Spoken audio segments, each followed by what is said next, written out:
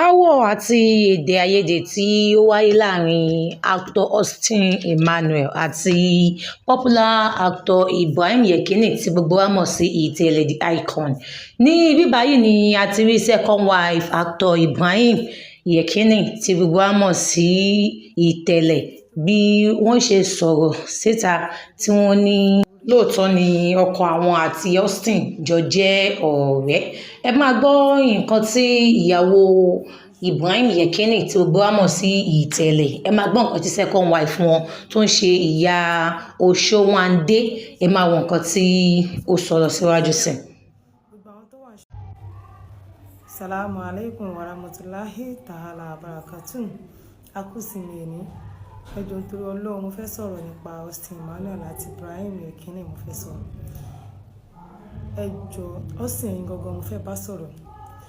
Ẹjọ́ nítorí t'Ọlọ́run. Mo fi títóbi Ọlọ́run mo fi bẹ̀ yín. Ẹjọ́ ẹ jẹ́ kí peace kó reign láàrin méjèèjì ẹjọ́. Ṣé rí ẹ má lọ fún interview kankan. Interview yìí lèmi believe pé ó ń fa issue láàrin méjèèjì. Ẹ̀yin lẹ́yìn kọ́ ṣe interview. Lẹ́yìn yẹn Ibrahim náà lọ ṣe interview. Ìjọ tó ń ṣe interview yẹn mò ń wò tó sọ pé Austin ò ṣọ̀rẹ́ òun. Gbogbo àwọn tó wà ní ṣọ́ọ̀bù mi lọ́jọ́ yẹn ni mo ní great Ibrahim ṣe báyìí. Tó sọ orú nǹkan tó sọ yìí pé ìjà ló dé tó rin dòwe. But Austin mo fi títóbi Ọlọ́run mo fi bẹ̀ yín. Ẹ máa ṣílẹ̀kùn fọ́tà.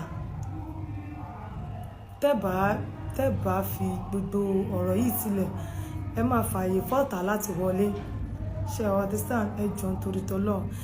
Àti pé ó ní nǹkan kan tẹ́yin náà máa ń sọ tí mo believe pé kò necessary. Tí wọ́n máa sọ wípé àtàrà yín ló ti mọ̀yàn, àtàrà yín ló ti mọ̀yàn báyìí. Kí Ibrahim tó mọ̀yìn, ó ti ṣe ìkómọ ọmọ 6 ló ti ṣe ìkómọ jáde. Ìkejì mi ti bí 2, èmi ti bí 4 tèmi. Ibrahim ti ṣe ìkómọ. Saheed mi ni first born ẹ̀. Eléré ló pè. Ṣé ẹ understand? So ẹ̀yin ìgbà ẹ lèmi ṣe mọ̀ yín. Ìgbà tèmi dẹ̀ mọ̀ yín, ọ̀rẹ́ lèmi mọ̀ yín. But tẹ́ bá notice Ibrahim dáadáa, mi ì mọ̀ bóyá ti ṣe nǹkan kan fún rí. Ibrahim ń fún betrayal ní another chance, kò ń fún ní second chance. Mi ì mọ̀ ohun tó dà yín pọ̀ o, mi ò mọ̀. But mo notice mo dẹ̀ study mo rí pé èèyàn tí inú ẹ̀ lè ní. Ó wá ti rí bẹ́ẹ̀ nìyẹn. Austin mo fi títóbi Ọlọ́run mo fi bẹ̀ yín. Ẹ má fààyè fọ́tà láti wọlé sí yín lára. Ọ̀rẹ́ lèmi jọ mọ̀ yín. Bèmi kò mọ̀ pé láyé yìí kò sí béèyàn ṣe lè ṣọ̀rẹ́ títí. 20 ọmọdé ò lè ṣeré fún 20 ọdún. Ṣé mọ̀ pé ẹ̀yin náà mọ̀? Kò sí oníkálùkù máa padà lọ náà ni. Ó lóun ò mọ̀ yín mọ́ nìyẹn. Ẹ fi Ibrahim sílẹ̀. Because nǹkan tí Kẹ́mi tí kọ àwọn kọ̀ọ̀kan wọ́n ti ẹ mọ̀ bí pé ẹ ti fẹ́ máa fọ́tà láyè. Ṣé ẹ understand? Ẹ jọ̀ọ́ nítorí t'Ọlọ́run. Austin mo fi títóbi Ọlọ́run mo fi bẹ̀ yín. Ẹ jọ̀ọ́ ẹ jẹ́ kó lé kálùkù máa lọ ẹ̀. Ẹ má lọ fún interview kankan mọ́. Èmi mọ ẹni tí mo ní. Ibrahim ò ní báyọ̀ ṣe interview lórí ọ̀rọ̀ yín mọ́. Ẹ̀yin ni mo rí pé ẹ má bínú Austin Emmanuel, ẹ má ṣe bí obìnrin. Ọlọ́run wọ́n notice yín ni. Kò ṣe pé mo fi sọ̀rọ̀ tí ò dá ń pa yín torí t'Ọlọ́run. Ẹ má báyọ̀ sọ̀rọ̀ nípa ẹ̀ mọ́. Ẹ má ṣe interview pẹ̀lú ẹnì kankan mọ́. Ìjọ wedding yín mo ṣàwà ń bẹ̀. Madam Sherry mọ́mì ló fún mi láṣọ. Ó fún mi ní àǹkárá pẹ̀lú lace. If máa ṣe picture ẹ sínú fídíò tí mò ń ṣe yìí. Màá fi fọ́tò ìgbà wedding yín síbẹ̀. Ibrahim ti mi fẹ́ máa sọ̀rọ̀ tí ò dá. Wallahi lazim. Ibrahim ti dìde kó tó di pé mọ́ra. Ó ti dìde kó tó. Èèyàn àwọn méjì kan wà tí mi fẹ́ kí Ibrahim gbàgbé láyé wọn. Tẹ́ pé bí mi ṣe rí wọn tí mi mọ̀ bí tó wà, ó máa ń dá dùn mí. Òun ni Don Richard. Ẹ má bínú pé mo pè yín ní orúkọ bẹ́ẹ̀ yẹn nítorí t'Ọlọ́run bàbá mi ẹ jọ̀ọ́. Àwọn tó lè sọ pé Ibrahim tara àwọn dìde, àwọn nìyẹn. Àti Kabest. Tó bá rí fídíò mi, wọ́n máa ní dúpẹ́ rẹ̀. Àwọn méjì yẹn ni mo believe pé wọ́n lè sọrú nǹkan tó sọ yìí kí n rí pé ọ̀rọ̀ ló sọ. But Austin, ohun tó dá yín pọ̀ ló tú yín ká. Ẹ má bínú torí t'Ọlọ́run bàbá mi. Ohun tó dá ẹ̀yin àti Ibrahim pọ̀, òun ló tú yín ká. But ẹ wò ẹ má fi àyè fún ọ̀tá. Ẹ jọ̀ọ́ nítorí Ọlọ́run. Mo fi títóbi Ọlọ́run mo fi bẹ̀ yín. tó wáyé pé nǹkan tí Ibrahim sọ nínú interview ẹ̀ kò tẹ́ ó lẹ́yìn ẹ̀ kì í ṣọ̀rẹ́ èmi mọ̀ pọ̀ rẹ̀ ní torí òun ló best yín mo sọ fáwọn tó wà ní ṣọ́ọ̀bù mi lọ́jọ́ yẹn pé ọ̀rọ̀ tí Ibrahim dẹ̀ sọ ìyá ó dẹ̀ kù díẹ̀ káàtó pé inú Ibrahim le pé ní tí ò bá ní bá ṣe kò ní bá ṣe mọ́ for life ni torí òun ló best yín gbogbo ìgbà yẹn ṣáwà rí mọ́ ni èmi ò rí mọ́ náà ìjọ wedding yín ni mo rí mo dẹ̀ wà máa fi fọ́tò ìgbà wedding yín síbẹ̀ so Ibrahim ti ṣe kó ọmọ mẹ́fà èmi mẹ́rin kejì mi méjì Ibrahim ti ṣe kó ọmọ ó ti gbé ọmọ mẹ́fà jáde kó tó di pẹ̀yìn àti ẹ̀ mọ́ra kò ń ṣe pẹ́yìn lẹ́sọ́dé èèyàn o bò èèyàn máa ń ta ara èèyàn mọ̀yàn mo gbọ́ tẹ́sọ́ pé ẹ̀yin lẹ mú mọ Paso possible bò Ibrahim ti mọ Paso ẹ má bínú aláàjì pé mo pè yín bẹ́ẹ̀ torí tọ́lọ̀ Ibrahim ti mọ aláàjì tipẹ́tipẹ́ torí mo rántí Powerline ẹni tó bá ti fẹ́ mọ deep story Ibrahim dáadáa ẹ lọ sí Powerline ghetto ní Powerline jẹ́ ẹ lọ béèrè ẹ̀ Ibrahim mo notice ẹ̀ débi pé èèyàn tí Ibrahim bá ti nóhun ò bá ṣe mọ́ kò bá ṣe mọ́ nìyẹn ṣe àwọn ọ̀dẹ́sẹ̀ mọ́ pé kí ló fà á tó fi rí bẹ́ẹ̀ mo ní bóyá kọ̀ọ̀sẹ̀ jáyé àṣàfihàn pé ẹni tó bá ti betray ẹ̀ kò ń bá ṣe mọ́ bọ́ ìtorí nǹkan tí mo fi ṣe fídíò yìí ni pé ó ní èèyàn méjì kan tí mi fẹ́ kí Ibrahim gbàgbé láyé wọn láyé ẹ̀ òní Don Richard jọ ń torí tọ́ lọ́hùn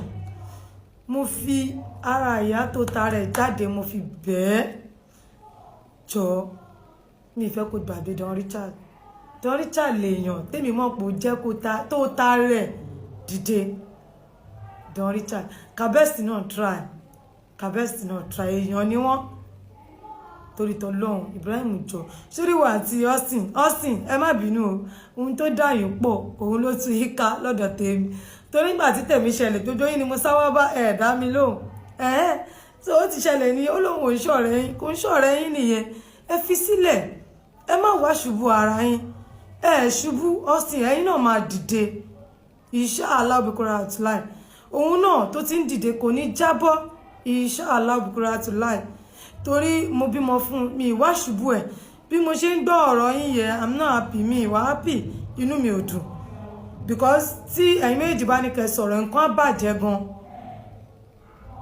ẹnu ẹ̀yin méjèèjì dẹ̀ làwọn èèyàn ń dúró dè ṣé ní interview tẹ̀tẹ̀ ló ń ṣe Austin obìnrin ní ọlọ́ìlàzìn obìnrin ni mo rí ẹ má lọ ṣe interview kankan mọ́ ẹ má yẹ káwọn èèyàn máa gbọ́ ọ̀rọ̀ yín tẹ́ bá ti ń sọ̀rọ̀ àwọn èèyàn máa di àwọn ọ̀rọ̀ mú mo dẹ̀ jẹ́rẹ̀ ẹni tí mo ní kò ní lọ ṣe interview lórí ọ̀rọ̀ yín mọ́ nǹkan ẹyọkan tó ti sọ ló ti sọ ẹ̀ kò bá yín ṣe mọ́ kò fẹ́ bá yín ṣe mọ́ ló ti sọ ẹ̀ so Austin ẹ jọ̀ọ́ nítorí t'Ọlọ́run èmi wá bẹ̀yìn ni ẹ jẹ́ kí ìjà tán tó bá lóun ò mọ̀ yín rí ẹ fi sílẹ̀ tó bá lóun ò bá yín ṣe mọ́ ẹ fi sílẹ̀ ẹ ṣubú náà ṣé mo pé lára ìjà tẹ́yìn méjèèjì ń jà yìí ṣé máa ń mọ tí ò bá ti tara yín dìde bọ́dí tí ìjà tẹ́ ń jà ìkun ò fẹ́ fìsì bí ìkun ò fẹ́ fìsì bí ṣé ẹ understand ẹ jọ̀ọ́ nítorí t'Ọlọ́run Austin ẹ̀yin mo wá bẹ̀ ẹ jọ̀ọ́ ẹ fi Ibrahim sílẹ̀ torí t'Ọlọ́run ẹ má lọ ṣe interview kankan mọ́ ẹ má báyọ̀ rojọ́ kankan mọ́ kẹmí tí sọ̀rọ̀